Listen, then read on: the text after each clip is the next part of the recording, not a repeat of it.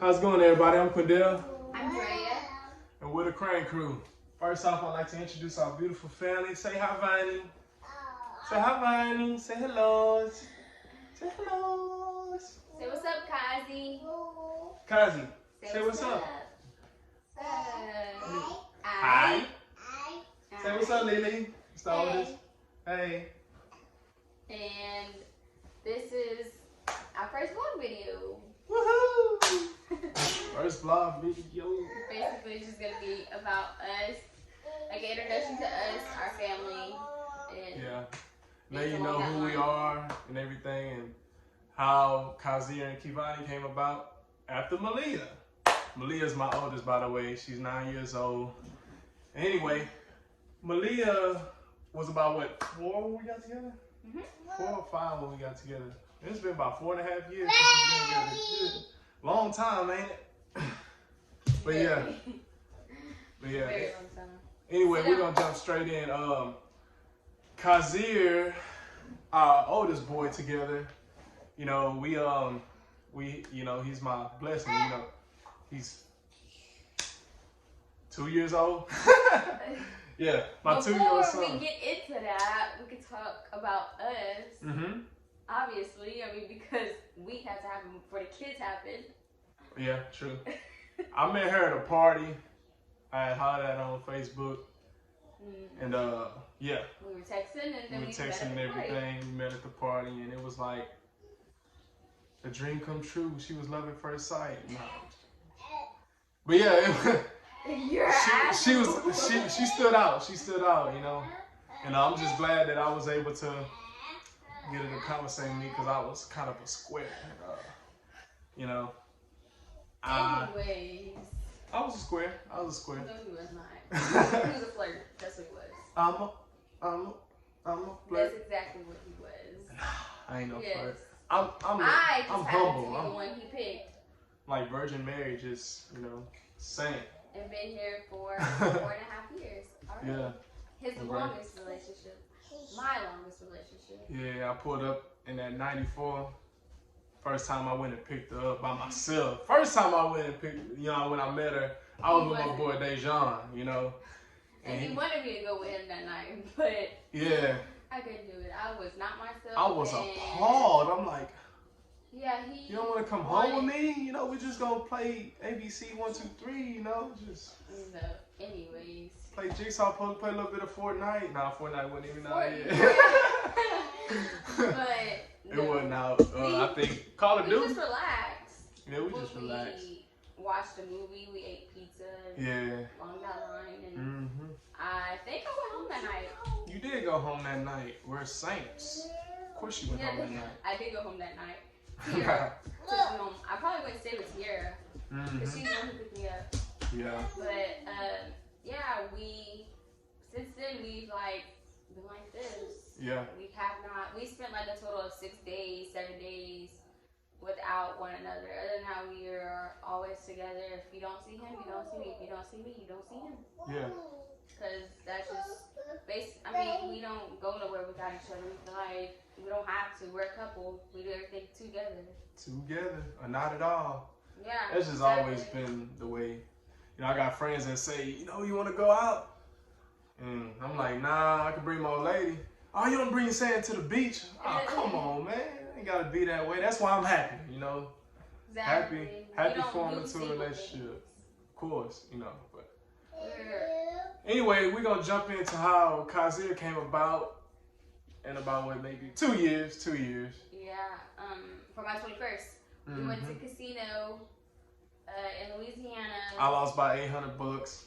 Yeah, but we gained him. Say what's up, Kazi. Oh yeah.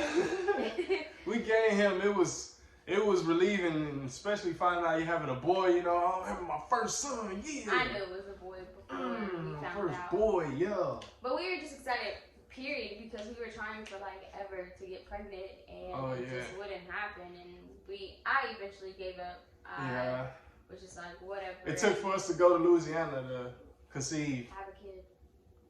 Yeah. Some in their water. I think it's some in their water or something because. No, some in their liquor or something. Because he got super drunk. I got super drunk.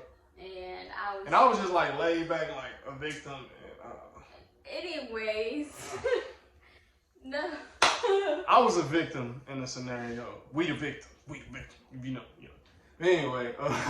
There was no victim. No, nothing. I was a victim. No. We did it together. We did it together as a team. Well, I was drunk, very intoxicated. But yeah. Anyway. He chose to do it. Not me.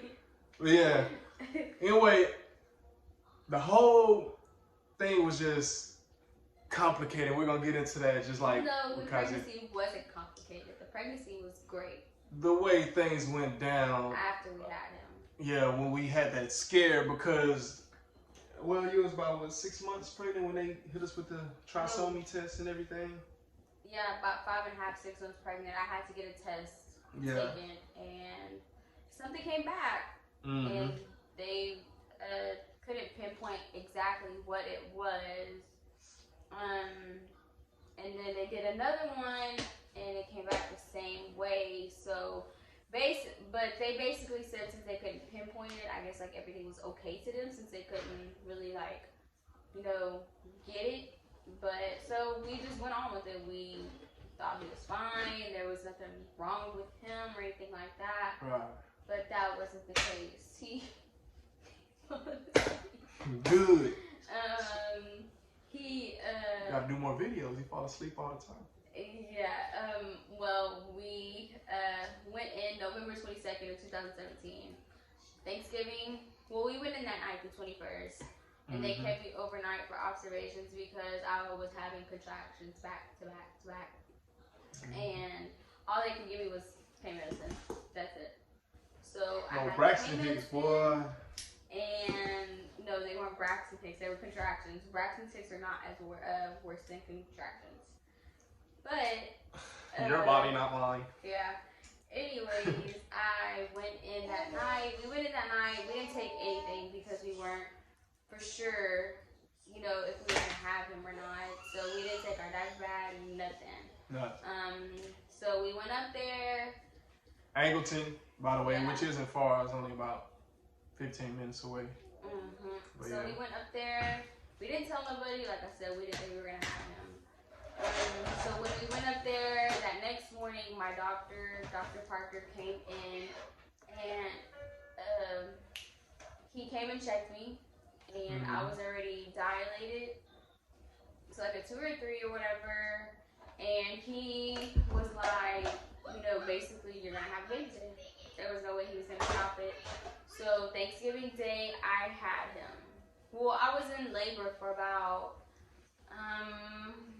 from like 8 to maybe 3, and I got my epidural around like 1 maybe, because them contractions was coming in like crazy. I was hurting. I got some rest after I had the epidural, and then the nurse came in, and when they came in, his heart rate was fluctuating.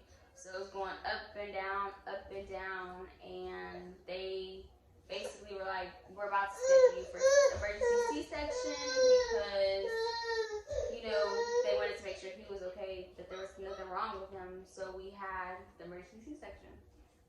And I cried like a big baby because I was scared. I didn't want to go through none of that just because previous people have said that, it was painful afterwards. So I didn't want to go through none of that pain. And this one over here was like, we get to meet him quicker and and I'm like, it's not that. It's not that I don't want to meet him. It's more of what I have to go through or what my body has to endure, afterwards. Yeah, she was worried about that scar going across, That and the it's pain. my body. I'm gonna be scarred. Oh my God. And I still am. I'm gonna be scarred. You think I'm worried about a scar? I would go through it all over again if I had to. I ain't worried about no scar. But we're not having him. We're still being. Nah, no, no. 2's enough. Yeah. Extra. I have a stepdaughter. Oh yeah, but so. Just that whole process, when she was having Kazir, it was just real stressful. Once knowing, the diagnosis, once they pulled him out, his intestines were just like in his lap and everything, and I was just like, what is that? You know, I see burgundy stuff just on his lap, and it was just mind-boggling. I didn't know what it could have been or what it was, and the doctor, I guess, you know, he couldn't say anything. He couldn't tell. He knew something was wrong, but he couldn't. What it was. He couldn't say. You know, I'm assuming he didn't want to say what it was, and I'm thinking till he knew for sure what it was. Right. But he knew like 5 minutes after he came out. Yeah. 5 to minutes later, you know, they told him what it was and that, you know, that he was basically fine. He Right. just had his intestines right. out of his body. Because I'm thinking like, what is that? You know, it's long organs and everything. I'm just like, what is that? I didn't know what it was. It was bigger than my son. You know, just like 4 feet tall, maybe.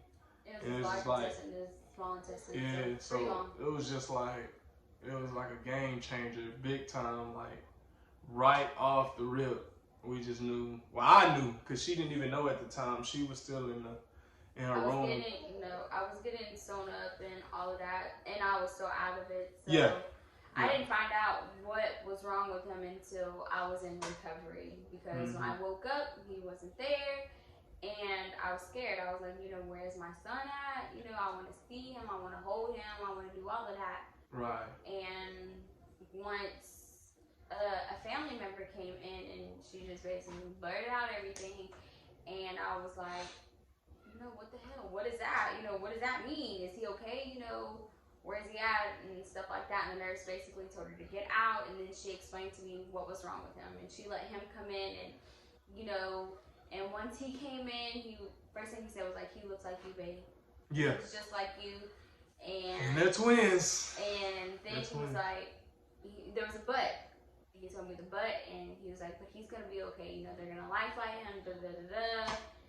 And so I was scared. I was crying. Like, I thought it was my fault that he came out the way he did, but it's not my fault. You know, it happens.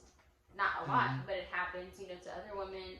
It's very rare for a woman to have a baby with gastroschisis, and but it was it happened. So it was just like, it was a tough thing for us to swallow. So, you know, we get to see him. Yeah. And he rolls in the cubicle incubator thing, and everybody, you know, they were there just to show emotional support, and we got to see him first. Yeah, it was pretty dope just being able to see him before they life flighted him to Houston. So we find out that we're gonna be in Houston, and I got discharged the next day. But I had spent a night without her, and I don't like being without her. You know, it was kind of like we weren't able to for a couple of hours, and then he came back. Because you had to go up there. You went up there for like a couple of hours, and then you came back. And then the next day, I was so like ready to get out of there because I couldn't be in the hospital my son is not at. You know, so I was like, I'm leaving. You know, I did everything that I needed to do to be able to get out of there. Of course, they were still worried because I just had surgery the day before. So I was like, I gotta get out of here. I gotta go see my baby. I did go up to Houston though, and you were still in Angleton.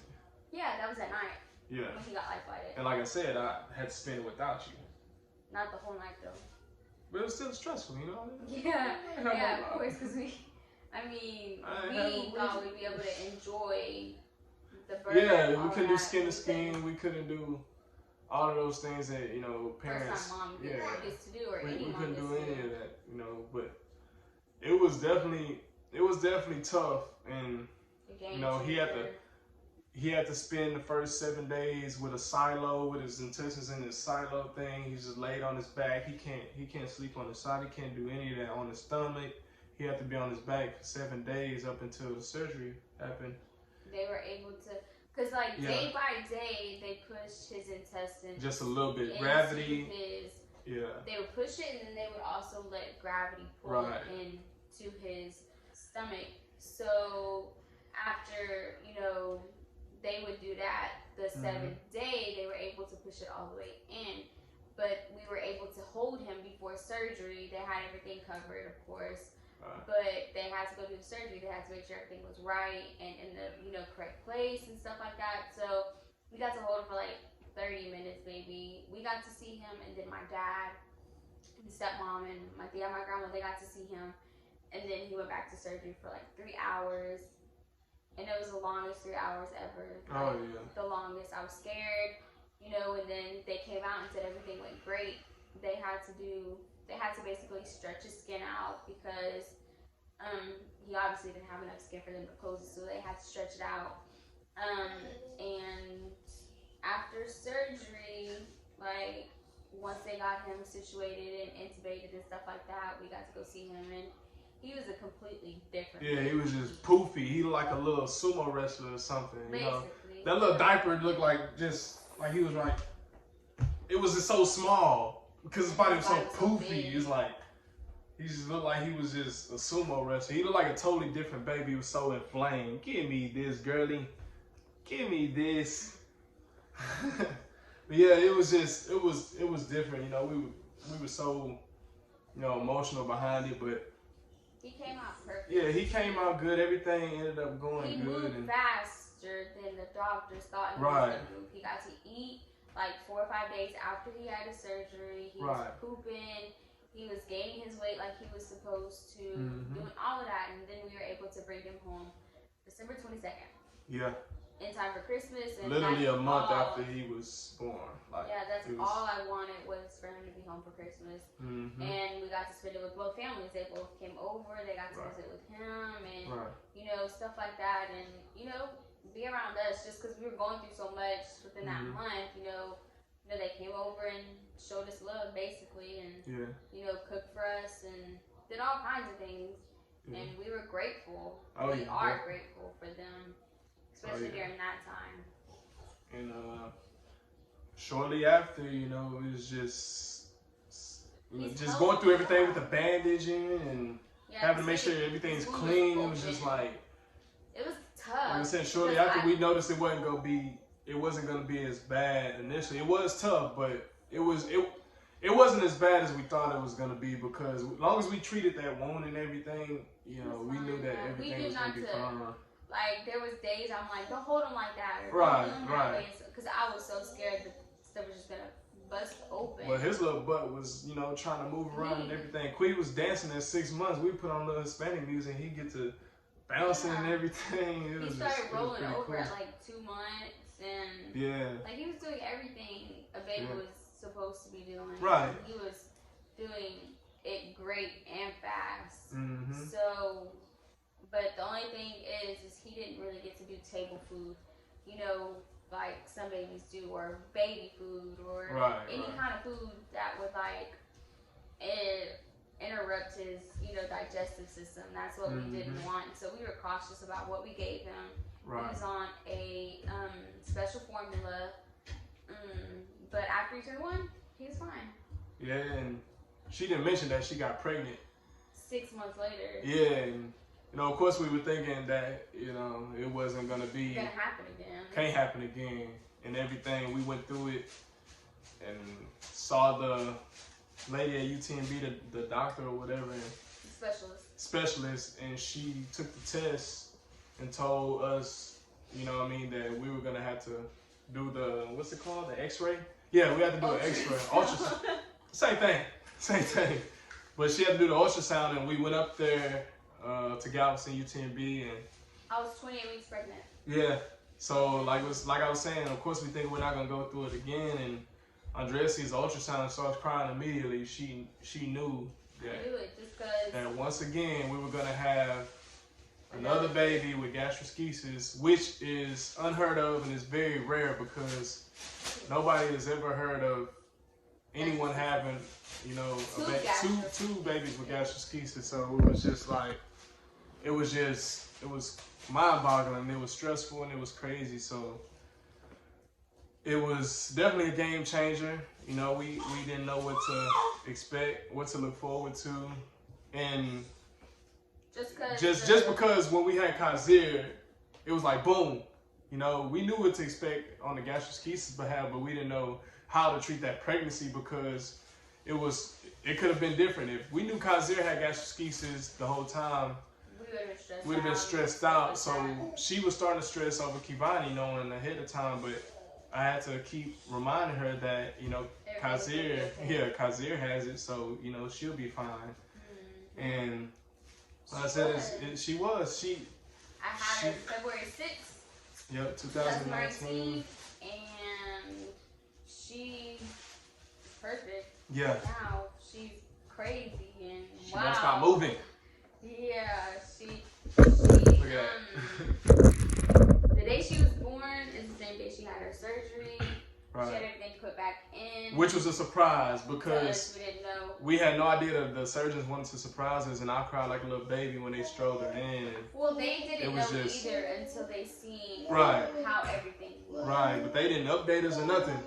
You know, 2 hours go by and they just stroll her in, and we're like, wow, it was just a quick surgery. They were literally able to just, boom, stuff her intestines right back into her stomach, and my baby was just there, and it was just such a relief. She still had to go through the 30 days, like, was it 20 days for her? Yeah, she got out February 26th. Okay, well, hers was a little short of a stint because, you know, the surgery and everything was so smooth, but she still had to stay in the hospital for multiple weeks. Yeah, just to make sure that her digestive system was great. They had to monitor her eating and everything, same as Kazir's, but it was literally like going through the same thing over and over again. It's just like, we're grateful that, you know, she came out great. Yeah, for sure. Like, and she shows it, both of the kids show it. What they went through does not define them. They are nothing what they went through. And they went through a lot as babies, newborns, and you know, there are many other kids that go through way worse, and they're nothing like what they went through, and I thank God for that. Right, like, you know, Down syndrome and things like that. We thought that it was going to be worse than what it was, and, you know, it could have been trisomy 13 or whatever that's called. I can't remember exactly, but we're just grateful that our babies, you know, only went through. Yeah, they only endured so much. You know, it was stressful, but it was a life lesson, and we're grateful that they're here. They're able to run, jump, skip. They're able to do anything that they want. Claws, scratch on us, and just, you know, smack us. Whatever they want to do, they always do it. You know, and they can eat whatever they want. They do whatever they want. It's just like any other kid, and we're just grateful for that, for sure. Very grateful. So and with those cases, they're more than likely to have a kid along the line, you know, with the same birth defect that they had. Right. So we had to explain that to them once they get older. Right. You know, what they went through, what they had, and stuff like that. How blessed and fortunate they are as well, because a lot of kids, we met some girl up there, and her baby had to get part of her intestines cut out. They were damaged, bad, things like that. She went through a lot. The baby had to have a bag, and we didn't have to go through any of that. So we're definitely fortunate, and just seeing all the little babies up there laid up and going through what they were going through, it was just like it was mind-boggling, you know. And I'm glad and very fortunate, you know. I feel for those babies, but I'm grateful that, of course, that our babies didn't have to go through that. Yeah. But yeah, that's pretty much it on our babies. If y'all got any questions, y'all could comment. Or comment anything. Yeah. Got any questions? What is gastroschisis? How are they now? Or anything. Just ask. Y'all can like and subscribe to our channel, The Crane Crew. Yeah, leave us comments about videos you want to see in the future. Right, we're going to do any kind of videos. I sing, I dance, Malia dances, sing, Andrea can act and sing. And I can't sing. I was seeing if you was going to catch that. Yeah. She can't sing, but she can do a little something. But yeah, we're just here to entertain. We're just here to have fun and show y'all, shed light on how we do everything as a family. And we hope y'all really enjoyed. I know we took a lot of y'all's time up. I know y'all's probably falling asleep. But we're grateful. You got anything, babe? Nope, that's it. Posse out. Peace.